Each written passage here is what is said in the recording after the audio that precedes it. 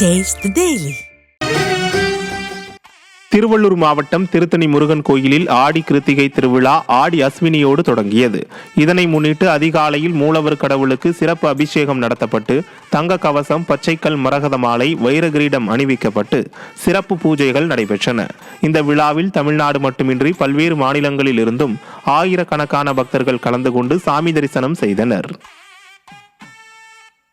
காஞ்சிபுரம் காமாட்சியம்மன் கோவிலில் ஆடி வெள்ளியை ஒட்டி தங்கத்தேர் பவனி வெகு விமர்சையாக நடைபெற்றது.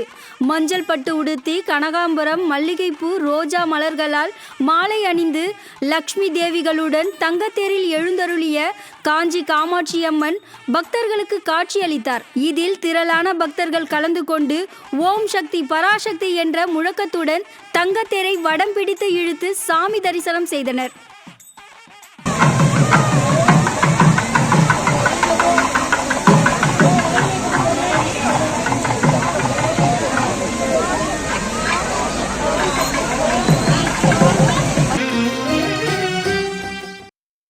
கும்பகோணம் மாவட்டம் திருநறையூர் கிராமத்தில் உள்ள பர்வதவர்தினி சமேத ராமநாத சுவாமி திருக்கோயிலில் ஆடி 2வது சனிக்கிழமையை ஒட்டி சிறப்பு அபிஷேக ஆராதனைகள் நடைபெற்றது.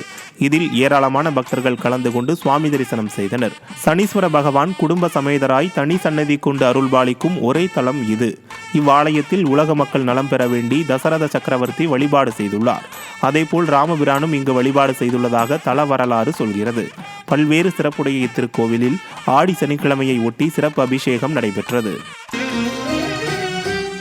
கள்ளக்குறிச்சி மாவட்டம் உளுந்தூர்பேட்டை அருகே மகாமக மாரியம்மன் கோவிலில் ஆடி மாத சாகை வார்த்தல் திருவிழா வெகு விமர்சையாக நடைபெற்றது.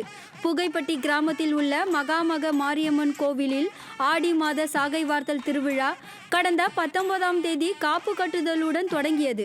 இந்த நிலையில் பெண்கள் தங்களின் வீடுகளில் இருந்து ஊர்வலமாக எடுத்து வந்த கூழ் குடங்களுக்கு தீபாராதனை செய்யப்பட்டு அம்மனுக்கு படையலிடப்பட்டது. அதைத் தொடர்ந்து அங்கு வைக்கப்பட்டிருந்த பெரிய கொப்பரையில் கூழ் ஊற்றப்பட்டு பக்தர்களுக்கு பிரசாதமாக வழங்கப்பட்டது.